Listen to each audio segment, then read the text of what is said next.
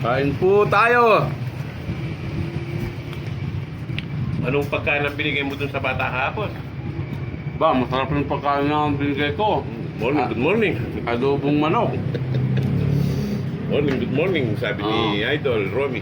Kain po tayo mga mga kaniya. Kain, kahit Sabado, OT sila, boss. Pumapasok, kaya masipag ng mga tao. Huwag mo naman iharap sa akin, no? Malabas yung kapangitan ko. Ito, yung gwardiya na si Jack Perez. Kain, kain! Sarap ulam namin, may coke. Kaya pumaka ng karpa. Ito. May barko. Barko. Miga. Kung ano